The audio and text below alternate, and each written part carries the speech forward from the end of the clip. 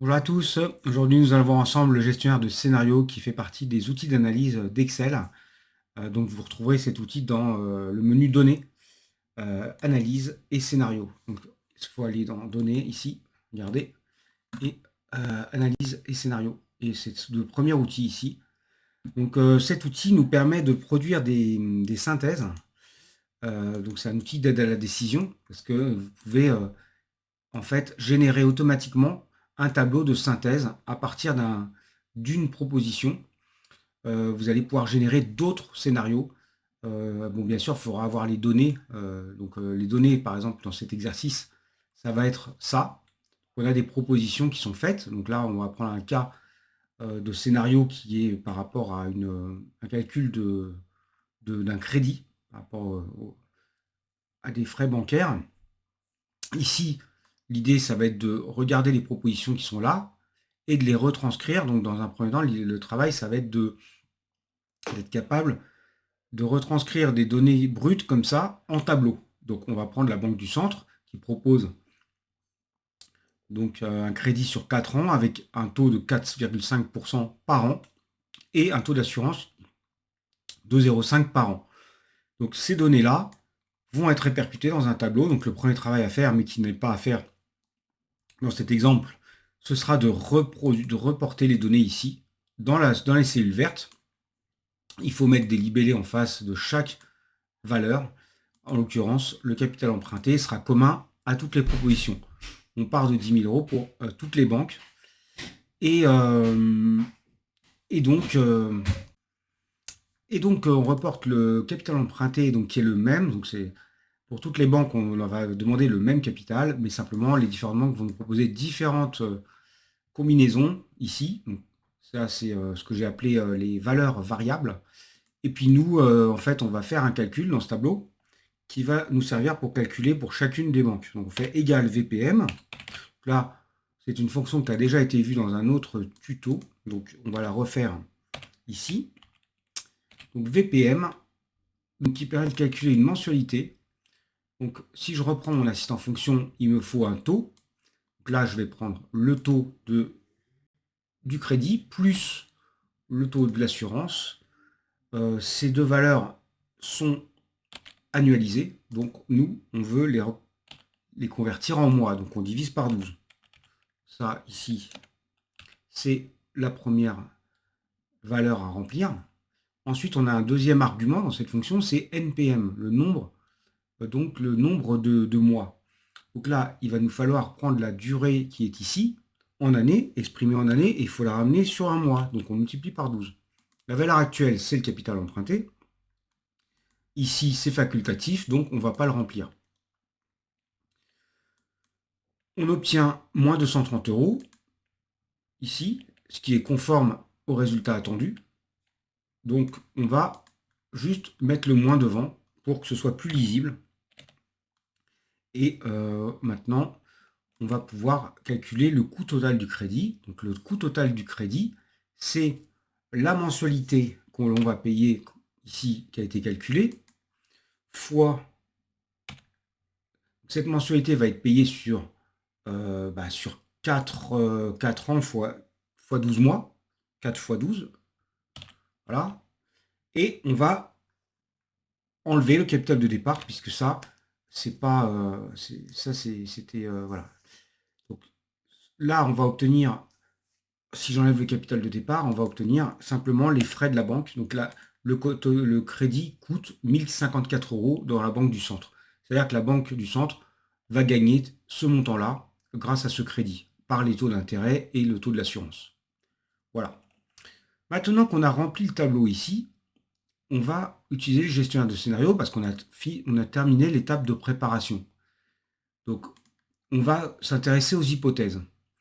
Avant de faire les hypothèses, je vais ici, si je regarde le tableau ici, je vois que j'ai des libellés. Pour obtenir ces libellés automatiquement, donc ce n'est pas une obligation, mais c'est mieux, je vous conseille de renommer vos cellules ici.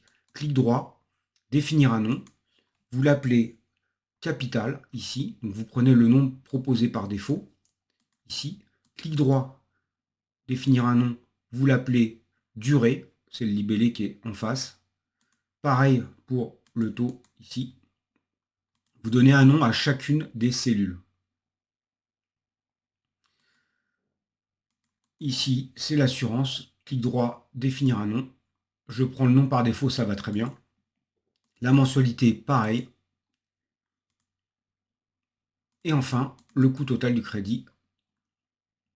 Définir un nom. OK. Voilà.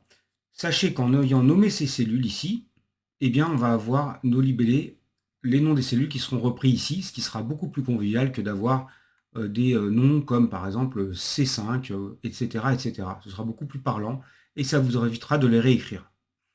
Maintenant, on va se concentrer sur le fait de saisir les autres scénarios. Donc c'est l'étape ici, numéro 2. On fait des hypothèses de départ.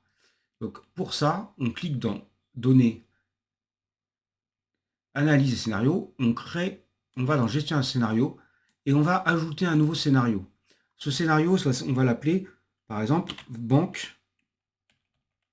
Bon, moi je vais mettre BK pour aller plus vite. On va mettre BK du Sud. Voilà. Ici, les cellules variables sont les cellules qui sont dans la zone verte ici. D'accord? Ensuite, je vais mettre un commentaire ici. Donc, le commentaire, si je reprends la capture, c'est proposition initiale. Donc, je tape proposition initiale. Voilà. Ça, c'est un commentaire qui viendra se mettre dans la zone des commentaires. Je vous montrerai tout à l'heure. Maintenant, je valide ça. Et là, je vais pouvoir rentrer mes valeurs. Les valeurs sont ici dans l'énoncé. Donc, la Banque Sud propose sur 6 ans. Je vais taper une durée de 6. Ensuite, j'ai un taux qui est proposé, il est à 6%. Nous, il faut le saisir en décimale, donc je mets 0,06. Là, il y a un taux d'assurance à 0,7. Donc, comme c'est en pourcentage, pareil, je ramène ça en décimale, on est à 0,07% de taux d'assurance à l'année. Maintenant, je valide ici, je pourrais valider, mais je vais rajouter donc la proposition suivante. Si par erreur je valide, c'est pas grave, je peux rajouter un scénario en cliquant sur Ajouter. Le scénario suivant, c'est la BK Nord, donc Banque du Nord. Donc je tape BK Nord, ici, Banque du Nord, et je fais le même travail. Les cellules variables sont toujours les mêmes ici.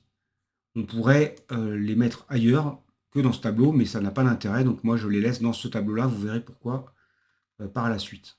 Ici, je mets un commentaire, je mets après ultime négo, par exemple. Ça va permettre d'enrichir mon tableau. Je valide par OK. Je remplis mes données. Donc là, Bécanor, c'est 4 ans. Donc je mets 4. Ici, le taux, on était à du 3,5%. Donc je mets 0,035. Et ensuite, pour l'assurance, pareil. Je modifie. Je rajoute. Allez, j'en fais une dernière. On va faire la banque de l'Ouest. Et on s'arrêtera là. BKW de l'Ouest. Ici, cette banque de l'Ouest demande une garantie. Donc je vais mettre en commentaire demande une garantie. Voilà, réel. Je fais OK. Je remplis mes cellules variables qui ne changent pas. Elles sont toujours dans ce tableau. Et puis je remplis mes taux. Donc ici, on avait une banque de l'Ouest à 8 ans. On avait du 8 ans. On avait du 7%. Et on avait une assurance à 0,09. Voilà. Les données sont modifiées. Je fais OK. J'ai 3 banques. Je m'arrête là. Mais effectivement, si on voulait suivre l'énoncé, il faudrait rajouter la banque de l'Est. Je vérifie quand même mes données. Alors pour vérifier, ce qui est bien, c'est ici, c'est de cliquer par exemple sur la Banque de l'Ouest et vous faites afficher. Ici. Et sur afficher, et regardez, ça s'affiche dans le tableau, ce qui est beaucoup plus lisible. La Banque de l'Ouest ici, on est sur 8, 7%, 0,09. Donc je vais tout contrôler comme ça. Banque du Nord, pareil. On est bien sur 4 ans. 3,5, c'est bon. 0,3, c'est bon. Et la Banque du Sud, affiché, pareil. On est bien sur 6 ans, donc contrôlez bien vos données quand même. 6%, 0,07, on est parfait. Maintenant, Moi, je m'affranchis de la dernière banque, la Banque de l'Est, je ne vais pas la faire. Je vais tout de suite, générer la synthèse. Donc je clique sur le bouton synthèse. Si vous êtes trompé, bien sûr, vous pouvez encore modifier ici, mais ce n'est pas mon cas. Donc là, rien qu'en l'éditant, ça y est, ça m'a généré une ligne de commentaire, je la supprime, je fais OK. Et maintenant, j'annule ça et je génère ma synthèse. Mes commentaires sont là, ici. Tout est parfait, je fais synthèse. Ça va me créer une nouvelle feuille. Donc ici, ça va me faire une synthèse des 4 scénarios. Il faut indiquer la cellule résultante. La cellule résultante, ça peut être une ou plusieurs cellules. Si vous voulez vous intéresser, si vous voulez prendre une décision par rapport au coût total du crédit, parce que là, vous ne sélectionnez que C8, parce que c'est le montant total c'est le coût total du crédit. Par contre, si vous voulez aussi prendre une décision en fonction des échéances mensuelles, c'est-à-dire des montants des mensualités, dans ce cas-là, vous pouvez sélectionner les deux cellules. Et vous verrez que ça fera 2 lignes dans un tableau de synthèse. Moi, je prends les deux, je valide. Vous pourriez aussi générer un TCD à partir de ça, mais ce n'est pas le but aujourd'hui. Je fais ça, ça m'a créé une nouvelle feuille. Je n'ai plus qu'à utiliser le mode plan ici pour voir le détail de ce qui a été proposé. Et là, je vais agrandir pour que vous puissiez mieux voir. Regardez, tout a été repris dans un tableau de synthèse comme demandé. J'ai plus qu'à modifier valeur actuelle par banque du centre. Et j'ai mes 4 propositions en colonne. C'est carré, c'est clair. Ici, vous avez vos montants à gauche et vous pouvez regarder les cellules résultantes qui vont vous permettre de prendre une décision. Si vous avez des libellés qui ne sont pas clairs, vous pouvez les modifier. Donc là, je vais réécrire ça. Je vais mettre coût total, par exemple. Et là, je peux voir immédiatement. Je peux voir immédiatement les différentes propositions. Donc là, j'ai l'impression que j'ai un truc qui ne va pas entre la Banque du Centre et la Banque du Sud. Donc, il faudrait que je régénère la synthèse. Mais sinon, on voit que la Banque du Nord propose des mensualités à 225 euros, un coût total à 795. La Banque de l'Ouest est très chère. Et donc, on retrouve aussi les commentaires ici. Voilà. Si on s'intéresse qu'au résultat final, on peut replier tout et ne regarder que les cellules résultantes.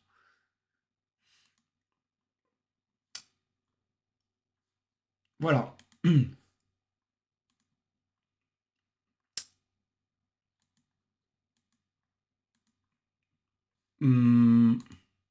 Les cellules variables sont là. Donc voilà, j'ai généré mon scénario. Donc à partir de maintenant, si j'ai des changements, il faudra que je reprenne le gestionnaire ici, que je remodifie ça, que je relance le gestionnaire de scénario, donc à partir d'ici, gestionnaire de scénario.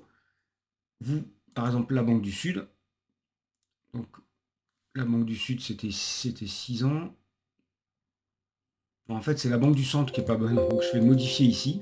Il y a une erreur, là, si je reprends le truc, c'était 4 ans. En fait, j'ai mis les valeurs de la Banque du Sud pour la Banque du Centre. Donc dommage. Là, c'est 4,5. Et là, c'est 0,5. Voilà. Forcément, je comprends l'écart maintenant. Donc la Banque du Sud, on retourne là-dedans. Gestionnaire de scénario. Ici, la Banque du Sud, on va l'afficher, comme tout à l'heure. Hop, vous voyez, ça modifie ici. Ça modifie bien sûr les calculs. Ensuite, je vais afficher tout ça dans une nouvelle feuille. Donc je clique sur synthèse. Les cellules résultantes, c'est toujours les deux mêmes. Cette fois-ci, pour changer, je vais mettre que le coût total du crédit. Et je vais créer ça dans une nouvelle feuille.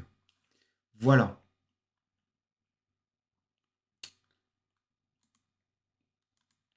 Ici, il faudrait modifier. Donc les valeurs actuelles, c'est les valeurs de la Banque du Centre. On voit ici. On voit que c'était la Banque du Centre qui était affichée ici en tant que valeur actuelle. Ah non, c'est encore la Banque du Sud. Bon, je recommence, je retourne ici. Bon, désolé, hein. Je reviens dans l'analyse des scénarios. Ici, je réaffiche la Banque du Centre. Donc, en fait, en affichant les différentes banques, j'ai modifié mon truc de départ et du coup, mon tableau est fait encore faux. Donc, je remets les bons taux. voyez, c'est pas vraiment un problème, même si on se trompe, parce que c'est facile de régénérer les tableaux. Donc, ici, là, la banque du centre, cette fois-ci, on est juste. Je peux régénérer mon tableau. Donc, la proposition actuelle, c'est la proposition de la banque du centre. Je refais ça. Je refais gestionnaire de scénario. Je fais synthèse. Je valide. Et là, cette fois-ci, on est bon. On retrouve bien la valeur actuelle. Les valeurs actuelles, on a dit que c'était la banque du centre. On change le libellé. Banque du centre. Voilà. On retrouve les trois autres banques. Et là, on regarde le coût total du crédit. Donc, si je vous pose la question, quelle est la meilleure banque par rapport au coût total, eh bien, il faudra me répondre la Banque du Nord. Et donc, on voit très facilement. Donc, imaginez l'intérêt de cet outil. Vous êtes en réunion, vous pouvez générer en live euh, cette synthèse et de façon très rapide. Et c'est tout à fait lisible et ça permet de prendre des décisions très facilement puisque vous avez tous les chiffres dans le même tableau.